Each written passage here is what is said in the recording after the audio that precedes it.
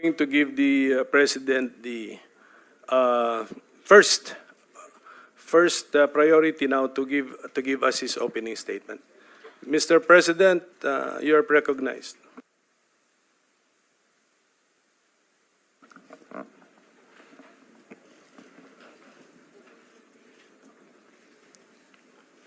Before anything else, Senator, I'd like to thank the committee for inviting me para once and for all malaman natin ang totoo.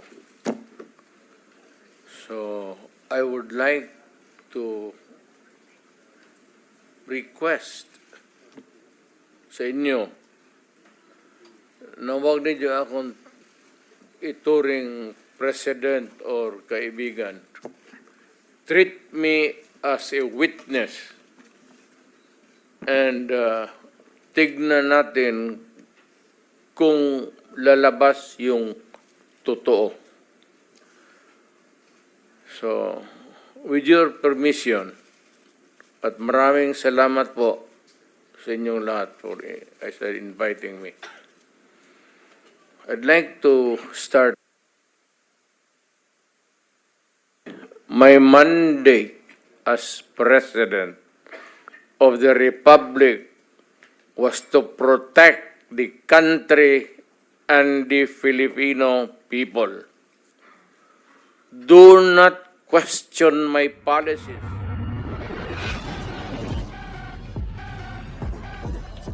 Because I offer no apologies, no excuses.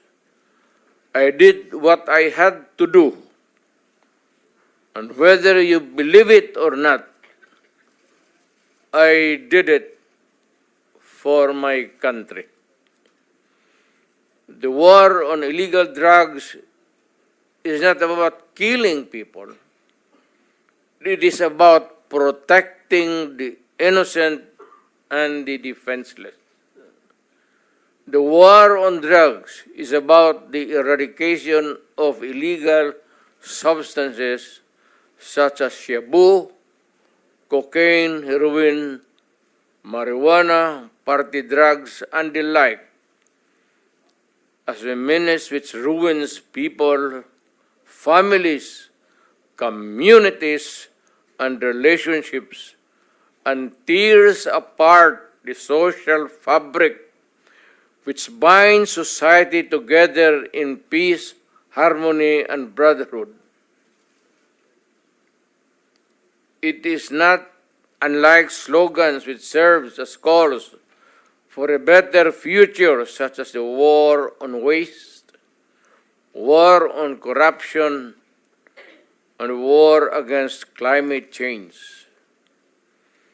I have always viewed people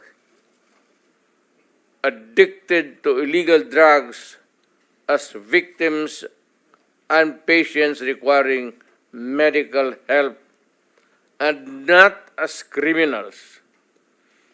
That is why when the war on drugs slogan came into being,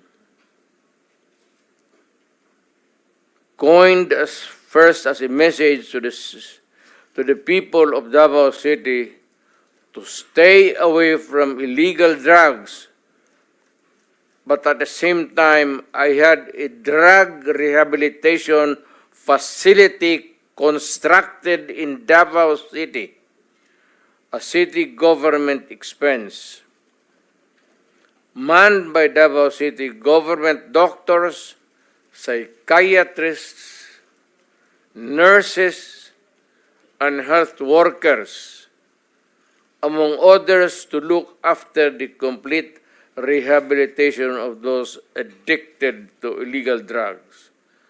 I believe then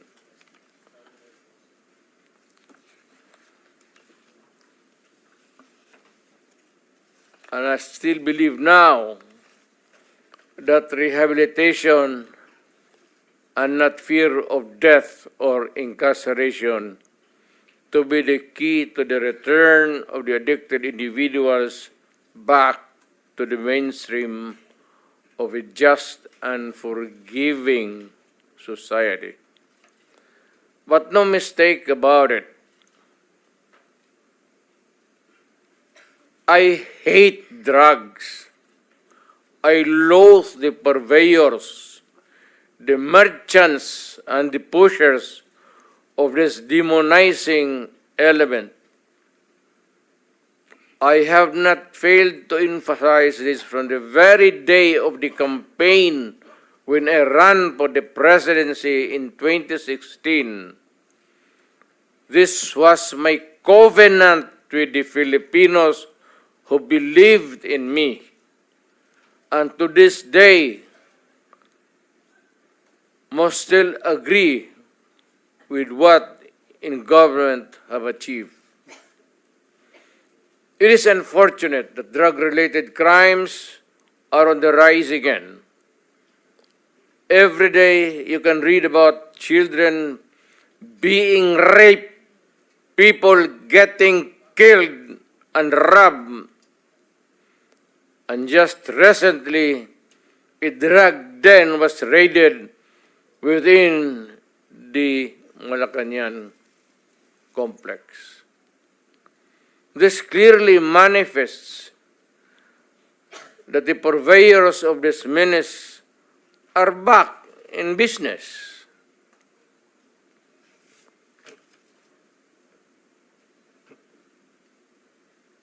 Ano? Gawin natin. The Filipinos are anxious and distressed. Self-preservation is still the first law of nature. It is instinct. It is recognized in our laws as self-defense. That is why I have always told the police authorities and operatives to be mindful of this basic law of nature. However, I tell them not to abuse their authority and power, and hindi ko talaga pinayagan yung abuso ng pulis o sundalo kailanman sa buong buhay ko and as mayor for so many years and as president. In the guise of protecting themselves. But when your very life is placed at risk, and it can be snuffed out in a matter of seconds, then and only then must you act accordingly.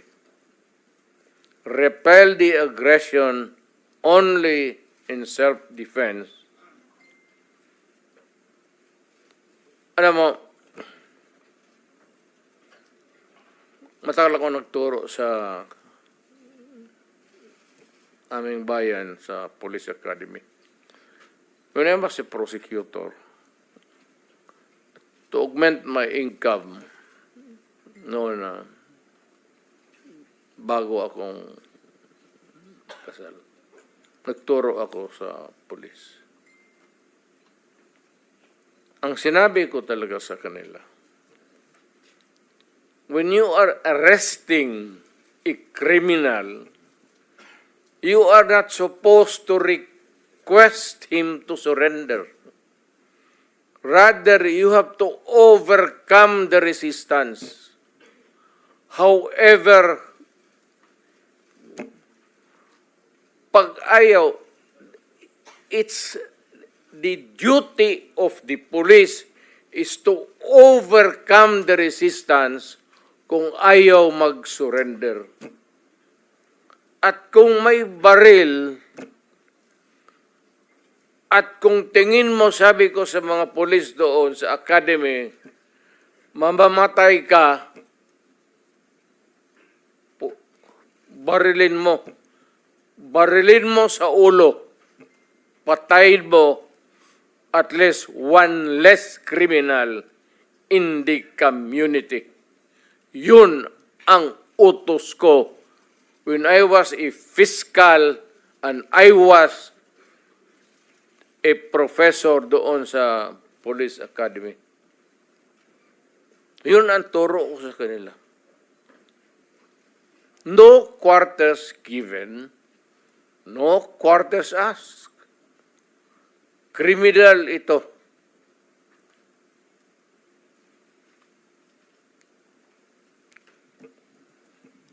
Repel the aggression only in self-defense. Do not make orphans of your children and widows of your wives. I don't want that in my conscience as mayor and president. Hindi ko mabigat yan sa konsensya ko. I have warned. But before that, my job as president was never easy. And it was not meant to be. I have tried to do the best I can to address the problem of illegal drugs firmly and without compromise. For all of its successes and shortcomings, I alone take full legal responsibility sa lahat na nagawa ng mga pulis pursuant to my order. Ako ang managot. At ako ang makulong. Huwag yung pulis na sumunod sa order ko. Kawawa naman. Nagtatrabaho lang. Yun ang gusto kong sabihin sa Pilipino at mabutit niyaya ninyo ako dito. Once and for all, yan ang gusto kong sabihin sa tao.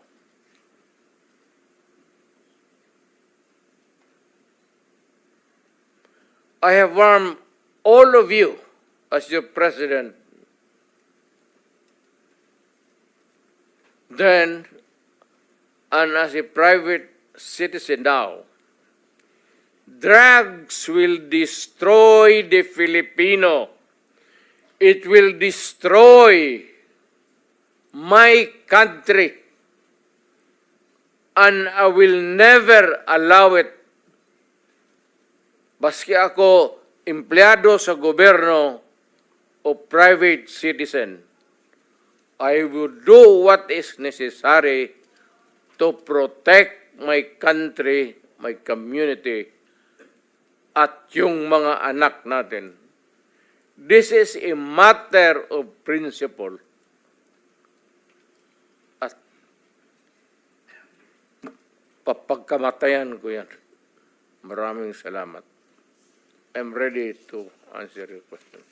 Thank you, Mr. President. But now I think it's better to hear victim families, and then we'll open the floor for questioning and discussion. So, among the victim families present today is Randy De Los Santos. Randy, yes. Please give us your testimony. Senator or statement. Pimentel.